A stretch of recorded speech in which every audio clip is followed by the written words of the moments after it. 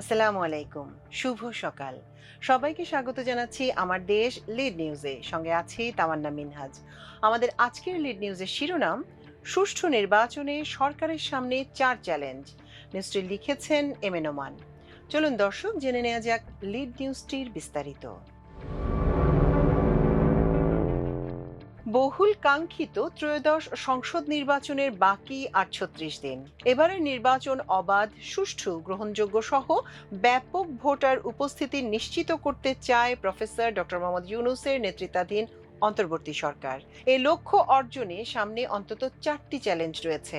এগুলো হলো, কিছু আসনে কার্যক্রম নিষিদ্ধ আওয়ামী লীগ ও তার সহযোগী সংগঠনের নির্বাচন ভণ্ডুলের চেষ্টা, সামাজিক যোগাযোগ মাধ্যমে গুজব সৃষ্টি, নির্বাচনে অংশগ্রহণকারী দলগুলোর মধ্যে সহিংসতা এবং কিছু আসনে বড় দলগুলোর বিদ্রোহী প্রার্থীদের মধ্যে সংঘাত, সহিংসতার আশঙ্কা।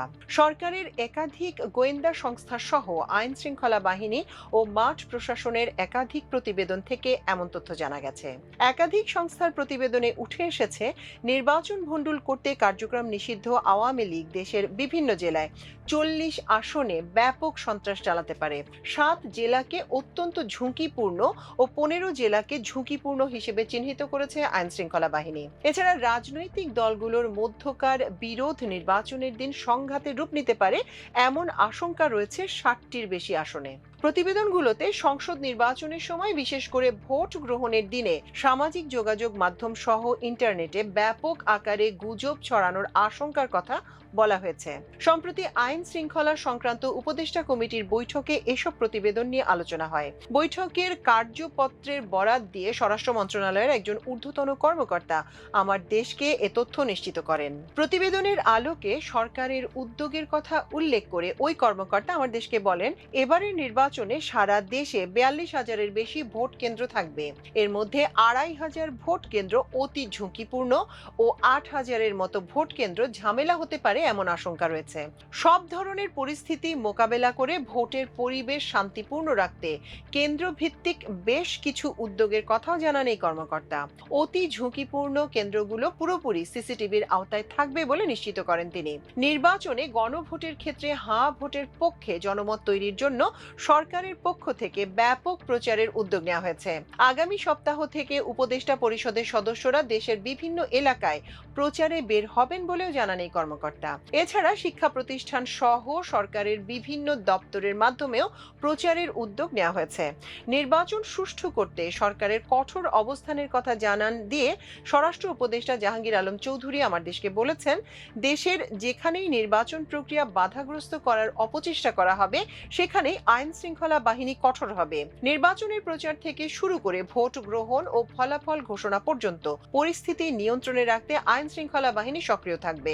দুষ্টদের কোনোভাবেই আমরা সফল হতে দেব না। ভোটারদের নির্বিঘ্নে তাদের ভোটাধিকার প্রয়োগের মাধ্যমে পছন্দের প্রার্থীকে বিজয়ী করতে পারবেন। তিনি সাফ জানিয়ে দিয়েছেন, যারা গণতান্ত্রিক এই প্রক্রিয়াকে নস্যাৎ করতে চাইবে তাদের বিরুদ্ধে আইনি ব্যবস্থা গ্রহণের ক্ষেত্রে কোনো ধরনের শিথিলতা দেখানো হবে না।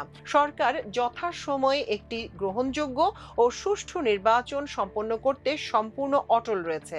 কার্যক্রম নিষিদ্ধ আওয়ামী লীগ ৭ জেলায় নির্বাচন প্রতিহতের নামে বিশৃঙ্খলা সৃষ্টির চেষ্টা করতে পারে এমন আশঙ্কার কথা জানিয়ে স্বরাষ্ট্র মন্ত্রণালয়ের একজন ঊর্ধ্বতন কর্মকর্তা বলেন, আমরা প্রাথমিকভাবে ঝুঁকিপূর্ণ জেলাগুলোর মধ্যে গোপালগঞ্জ, ফরিদপুর, মাদারীপুর, শরীয়তপুর, গাজীপুর, নড়াইল ও বাগেরহাটকে চিহ্নিত করে অতিরিক্ত ব্যবস্থা নিয়েছি। এছাড়া আরও ১৫ জেলায় বিশৃঙ্খলা সৃষ্টি হতে পারে, এ বিষয়েও ব্যবস্থা নেওয়া হয়েছে। তিনি আরো বলেন, জুলাই গণ অভ্যুত্থানে ক্ষমতাচ্যুত হয়ে শেখ হাসিনা পালিয়ে ভারতে গিয়ে আশ্রয় নেওয়ার পর আওয়ামী লীগের জেলা ও উপজেলা কমিটির নেতারাও পালিয়ে কিংবা আত্মগোপনে চলে গেছেন। সেখান থেকেই তারা চোরাগোপ্তাভাবে কর্মসূচির নামে সন্ত্রাসী কার্যক্রম চালিয়ে যাচ্ছে। মাঠ প্রশাসনের প্রতিবেদনের তথ্য তুলে ধরে ওই কর্মকর্তা আরো বলেন, আমরা সারা দেশ থেকে আসন ও কেন্দ্র ভিত্তিক একাধিক প্রতিবেদন সংগ্রহ করেছি। এতে দক্ষিণাঞ্চল, ময়মনসিংহ বিভাগ, রংপুর বিভাগ ও ঢাকা বিভাগের ৪০ আসনকে গুরুত্বের সঙ্গে নেওয়া হয়েছে। ২,৫০০-এর বেশি কেন্দ্র সিসিটিভির আওতায় আনার কথাও জানান ওই কর্মকর্তা।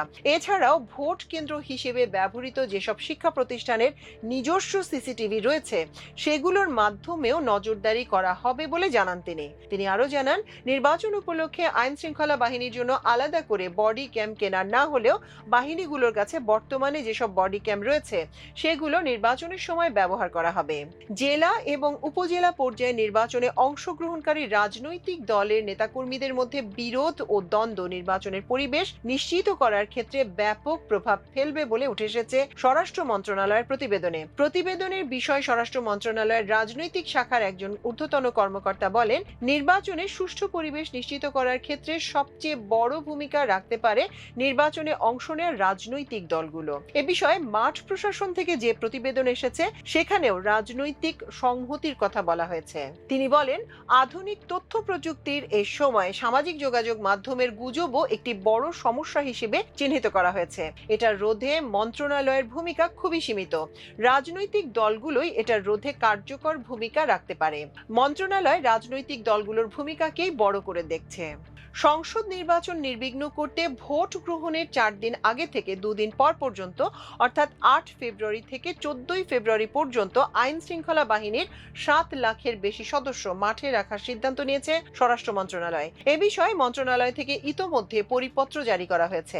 এতে উল্লেখ করা হয়েছে, এবারের নির্বাচনে ভোটার সংখ্যা প্রায় 12,75,00,000, 300 আসনে প্রায় 43,000 ভোট কেন্দ্রে 2,60,000-এর মতো ভোট কক্ষ থাকবে। গোপন বুথ থাকবে প্রায় 4 লাখ। উপদেষ্টা কমিটির সভায় প্রতিটি ভোট কেন্দ্রে আইন শৃঙ্খলা বাহিনীর 13 থেকে 18 সদস্য রাখার সিদ্ধান্ত হয়েছে। পাশাপাশি স্থানীয় বেসামরিক প্রশাসনকে সহায়তায় মাঠে থাকবে সশস্ত্র বাহিনীর 90,000-এর বেশি সদস্য। ভোট কেন্দ্রের দায়িত্বে থাকবেন 5.5 লাখের মতো আনসার ভিডিপি সদস্য। গ্রাম পুলিশ বা দফাদাররা প্রতিটি কেন্দ্রে 7 দিনের জন্য এবং প্রান্তিক ভিডিপি সদস্যরা প্রশিক্ষণ সহ মোট 8 দিনের জন্য নিয়োজিত থাকবেন। স্ট্রাইকিং ফোর্স সহ সারা দেশে আইন শৃঙ্খলা বাহিনীর 7 লাখের বেশি সদস্য মোতায়েন থাকবে। ওই কর্মকর্তা জানান, পুলিশ, র্যাব, বিজিবি ও কোস্ট গার্ড সদস্যরা সমন্বয় করে দায়িত্ব পালন করবেন। বিজিবি ও র্যাব মোবাইল এবং স্ট্রাইকিং ফোর্স হিসেবে কাজ করবে। প্রয়োজনে হেলিকপ্টার, ড্রোন ও ডগ স্কোয়াড ব্যবহার করতে পারবে। মেট্রোপলিটন এলাকার বাইরে ঝুঁকিপূর্ণ কেন্দ্রে 3 জন পুলিশ এবং মেট্রোপলিটন এলাকায় ঝুঁকিপূর্ণ কেন্দ্রে 4 জন পুলিশ সদস্য অস্ত্র সহ নিয়োজিত থাকবেন। দেশের সব ভোট কেন্দ্রের নিরাপত্তা নিশ্চিত করার অংশ হিসেবে এবার নির্বাচনের আগের 4 দিন এবং ভোটের দিন এবং ভোটের পরের 2 দিন মোট 7 দিন প্রতিটি কেন্দ্রে পাহারার ব্যবস্থা করেছে সরকার। এছাড়া ভোট গ্রহণের দিন এবং আগে ও পরে অবৈধ অস্ত্র জব্দ ও সন্ত্রাসীদের গ্রেপ্তারে যৌথ বাহিনী বিশেষ অভিযান পরিচালনা করবে।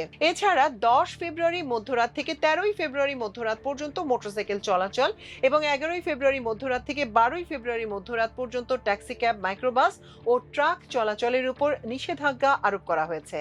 14 ফেব্রুয়ারি পর্যন্ত সব লাইসেন্সধারী ব্যক্তির অস্ত্র বহন ও প্রদর্শনে নিষিদ্ধ থাকবে বলে জানায় স্বরাষ্ট্র মন্ত্রণালয়। বিএনপির স্থায়ী কমিটির সদস্য ও নির্বাচন পরিচালনা কমিটির চেয়ারম্যান নজরুল ইসলাম খান আমার দেশকে বলেন, অবাধ ও সুষ্ঠু নির্বাচনের জন্য শান্তিপূর্ণ পরিবেশ হচ্ছে পূর্ব শর্ত। শেখ হাসিনার পতন ও পলায়নের পরে আমরা এ ধরনের একটি পরিবেশ তৈরির বিষয়ে জোর দিয়েছি। এখন দেশে নির্বাচনের উপযুক্ত পরিবেশ বিরাজ করছে, এটা ধরে রাখার দায়িত্ব সরকারের পাশাপাশি রাজনৈতিক দলগুলোরও। তিনি বলেন, আমাদের নেতা তারেক রহমান দেশে ফিরে প্রথম যে কথাটি বলেছেন সেটি হচ্ছে শান্তি ও সৌহার্দ্য। সুষ্ঠু ও গ্রহণযোগ্য নির্বাচন আয়োজনে সরকারও বেশ আন্তরিক বলেই আমরা মনে করি। সামনে কোনো চ্যালেঞ্জ তৈরি হলে সেটা অতিক্রম করার জন্য আমরা সরকারকে সব ধরনের সহযোগিতা দিতে প্রস্তুত রয়েছে।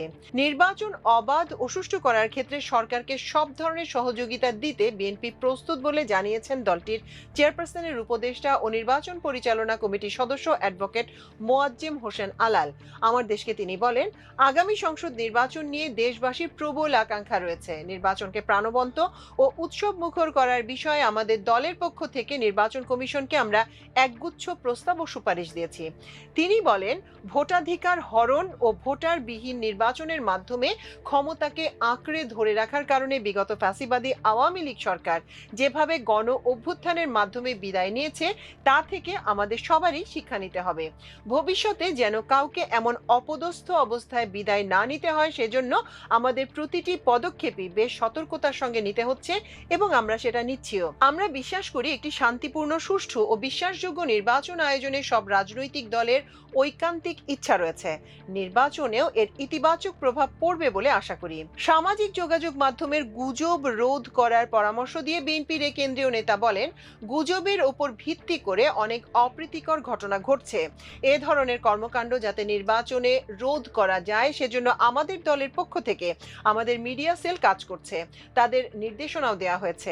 সামাজিক যোগাযোগ মাধ্যমে একটি গুজব ছড়িয়ে পড়লে তাৎক্ষণিকভাবে সেটার বিষয় যাচাই বাছাই করে সঠিক তথ্য দেওয়ার জন্য নির্দেশনা দেওয়া হয়েছে।